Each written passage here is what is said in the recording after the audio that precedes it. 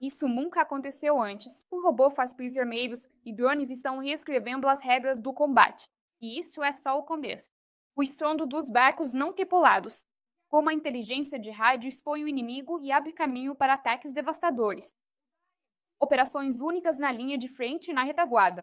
A Crimeia está em chamas, destruição total. O inimigo está à beira do colapso. Será que isso pode ser o começo de uma nova fase da guerra? As forças armadas da Ucrânia controlam a iniciativa. A vitória está próxima. Todos os detalhes, agora mesmo. Olá, este é a Ucrânia Hoje, com você Solomia Bald, e estas são as últimas notícias.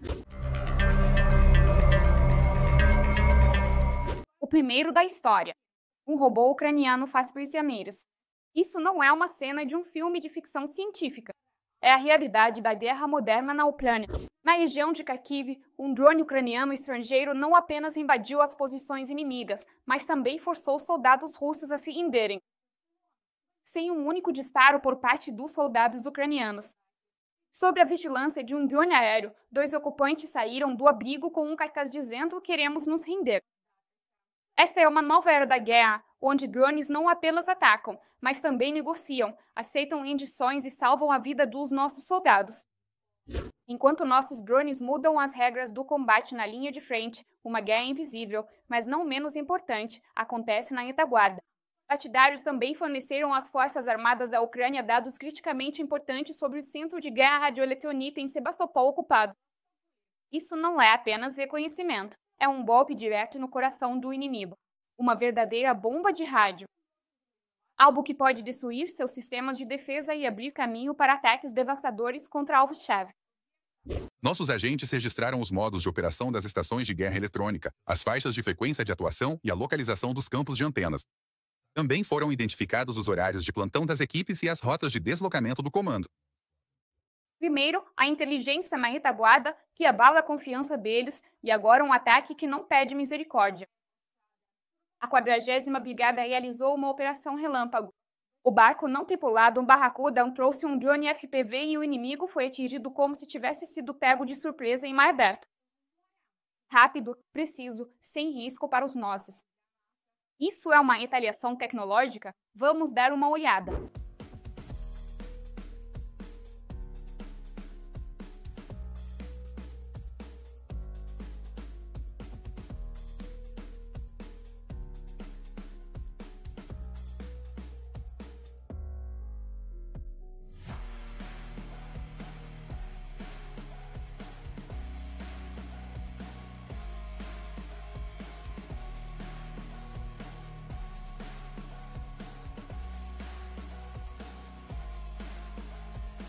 Enquanto isso, em terra, é um verdadeiro inferno. Quando os sistemas lança-chamas Sivalka VN8 começam a operar, os ocupantes já não se escondem mais. As fortificações deles queimam até o chão. É uma máquina de guerra flamejante que destrói decisivamente as forças vivas do inimigo e elimina qualquer tentativa de resistência. Fogo que destrói. Fogo que muda o rumo da batalha. Vamos assistir.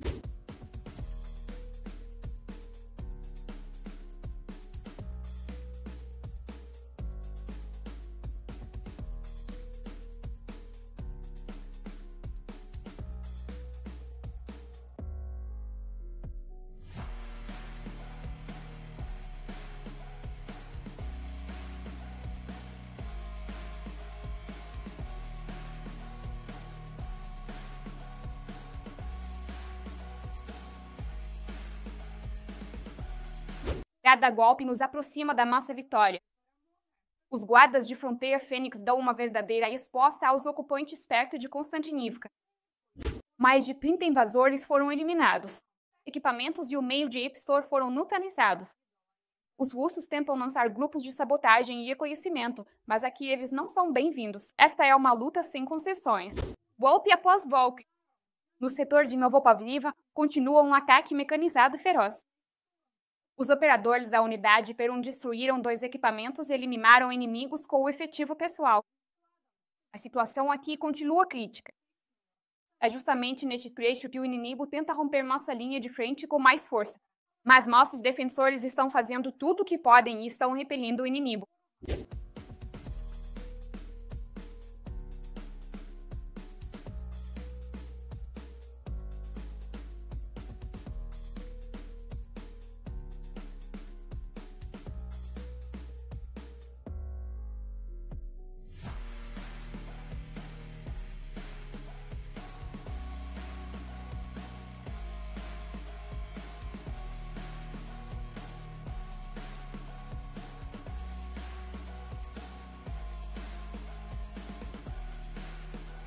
os operadores de drones da inteligência militar queimaram o mais novo radar Valdail no aeródromo de Dzhankoi, na Crimeia. O Valdail é um complexo russo de última geração, projetado para detectar e combater drones de pequeno porte.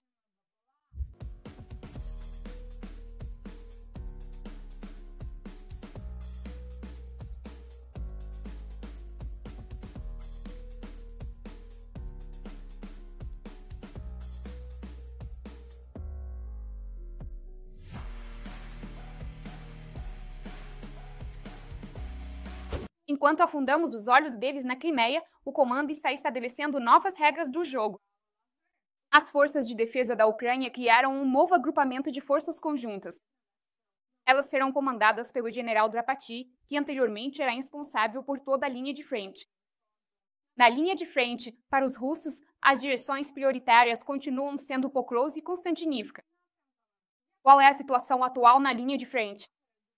Como os drones interceptores destroem os chars inimigos? Todos os detalhes, agora mesmo. Na região de Wolfschanz, o operador de drone do grupo Murshik da 57ª Brigada Mecanizada está destruindo as forças vivas e o transporte do inimigo. Os artilheiros e os grupos de reconhecimento e ataque da Brigada Gard realizaram mais ataques precisos contra as posições russas na direção sul de Slobozhansk. E estas são imagens do bombardeiro do 91º Batalhão Antitanque. Seus olhos se concentram nos pontos onde o inimigo está escondido. Um instante e o alvo é atingido. Enquanto isso, no sul, mais uma motocicleta colocada na mira. Ela também é parada para sempre. Estes são episódios do trabalho da Brigada de Ferro na região de Kharkiv. Os invasores são eliminados um a um por obuses e drones de ataque. A evacuação dos feridos é uma das tarefas mais importantes para os médicos de combate. Por isso, eles estão sempre aprimorando suas habilidades e treinando cada movimento.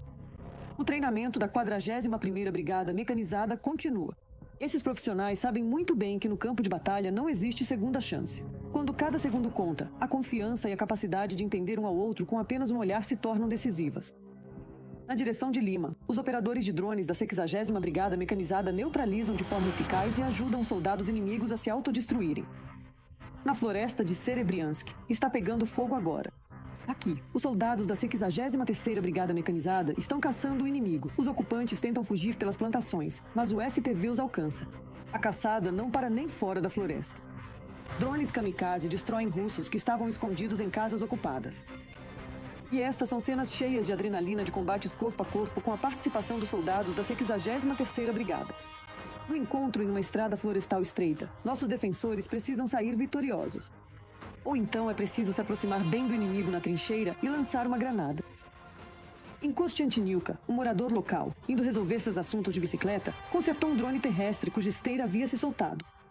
Ele fez ali algumas manobras próprias. E isso aconteceu algumas vezes.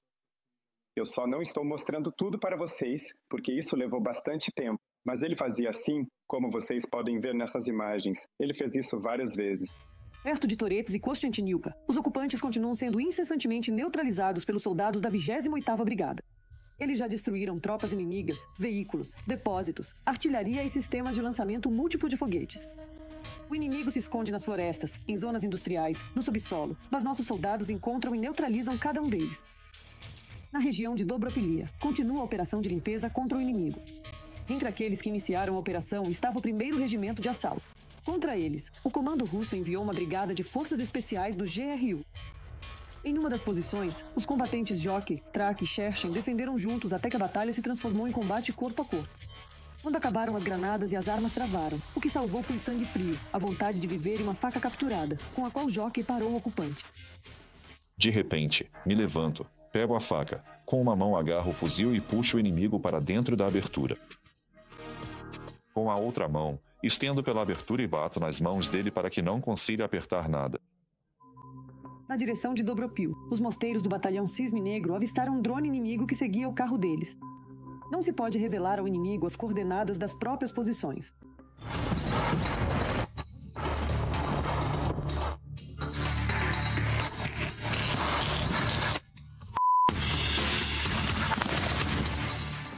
Recentemente, um grupo de sabotagem inimigo entrou no centro de Pokrovsk e seus membros mataram civis na área da estação ferroviária.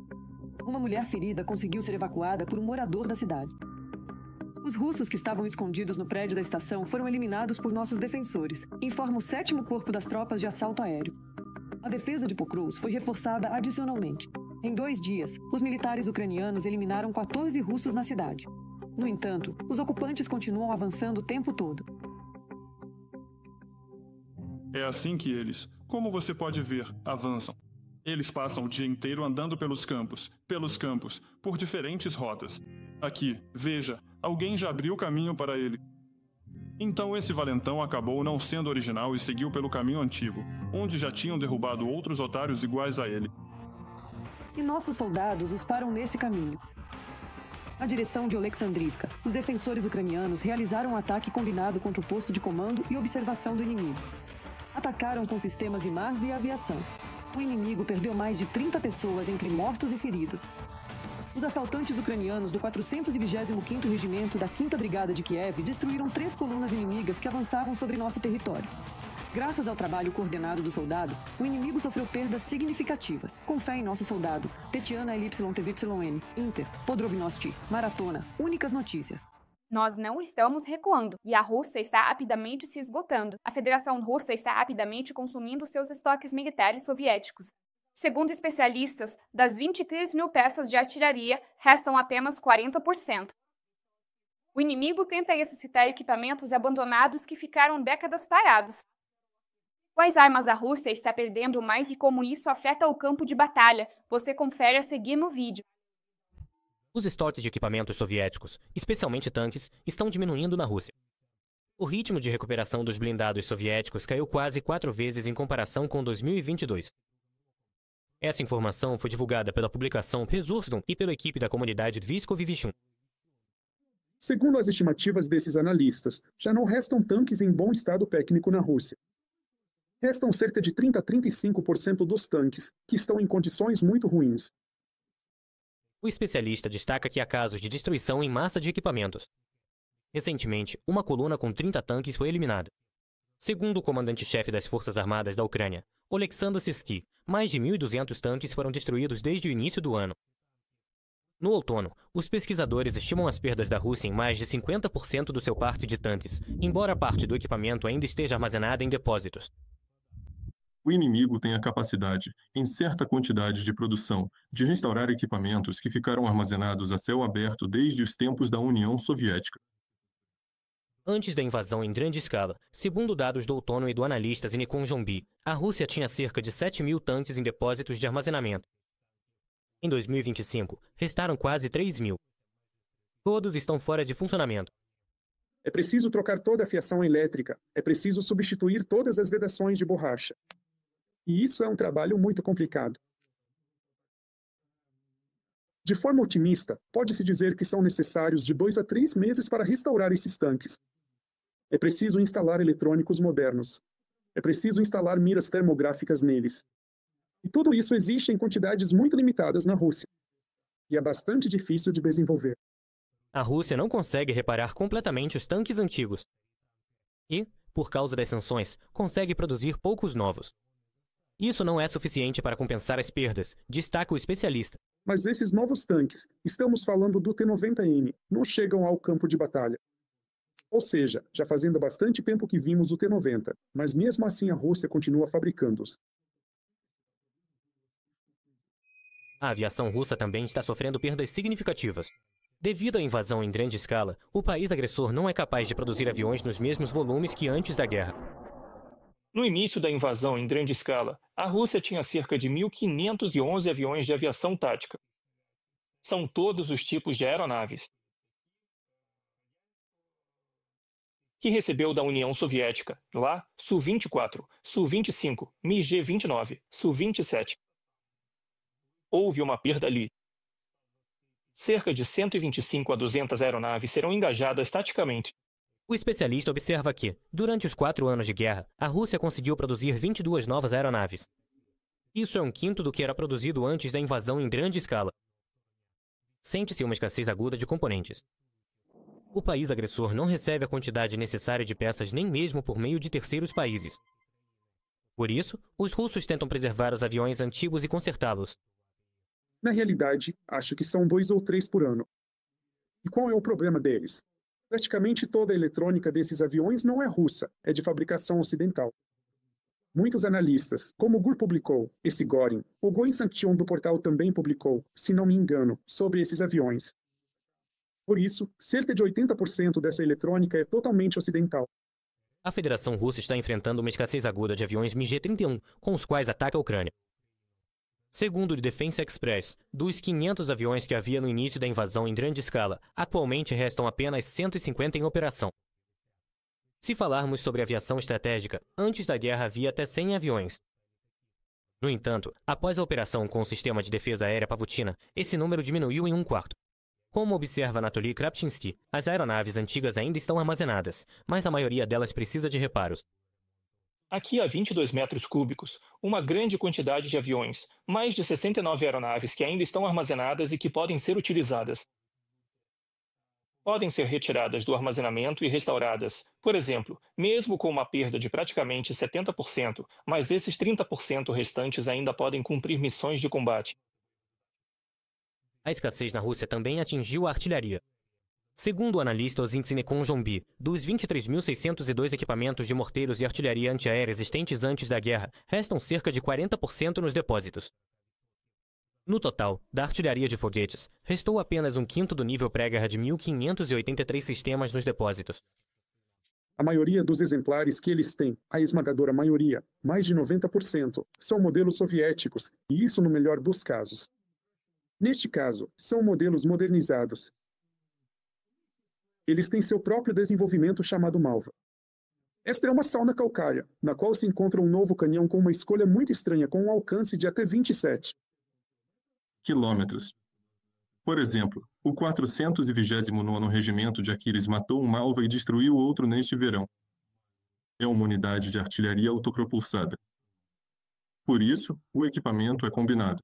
O potencial de recuperação da tecnologia de artilharia na Rússia é limitado, dizem os especialistas.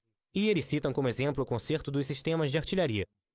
Para fabricar canos, a Rússia precisa de cromo. Ou seja, um metal necessário para produzir o aço resistente dos canos. E o cromo foi incluído pela Europa na lista de produtos sancionados que não podem ser vendidos para a Rússia. E o maior vendedor de cromo, que é o Cazaquistão, parou de vender para a Rússia. A Rússia, país agressor, também enfrenta uma grande escassez de munições, por isso está usando munições norte-coreanas. Segundo informações da inteligência militar da Coreia do Sul, no verão, Pyongyang entregou cerca de 12 milhões de projéteis para a Rússia. Especialistas destacam que é difícil avaliar a quantidade atual, já que elas são armazenadas em depósitos cobertos, que não são detectados por satélites. A artilharia coreana é toda copiada da artilharia soviética. E existe a possibilidade de que eles tenham fornecido outros modelos, que são simplesmente muito difíceis de distinguir. O comandante do Taquiles, Yuri Fedorenko, observa que os bombardeios de artilharia por parte da Rússia diminuíram visivelmente. Se compararmos estatisticamente, por exemplo, 2024, 2023 e 2025, fica absolutamente claro que a quantidade de ataques de fogo, devido ao uso da artilharia, diminuiu. Isso se deve a 2 fatores. O primeiro é o trabalho eficaz das forças de defesa, que destroem esses sistemas de artilharia. E o segundo fator é que a Rússia, de uma forma ou de outra, sente certa escassez de munições. Quanto aos mísseis com os quais a Rússia bombardeia a Ucrânia, segundo os últimos dados da inteligência militar, o país agressor fabrica até 195 deles por mês. O nível de produção de mísseis permanece no mesmo patamar, por exemplo, de 2022 a 2023. Eles não aumentaram a quantidade de produção porque isso representa um custo elevado para o armamento. Mísseis de cruzeiro da classe KH-101, KH-555, que nós vemos. Se os componentes têm data de 2024 a 2025, isso mostra que a Rússia continua produzindo esses mísseis. Agora, segundo especialistas, a prioridade na Rússia é a produção de drones. O representante da inteligência militar, Andrei Uzol, informou que eles fabricam 2.700 unidades por mês. Dmitry Shulin, canal de TV Rada, para o resumo principal do programa Edni.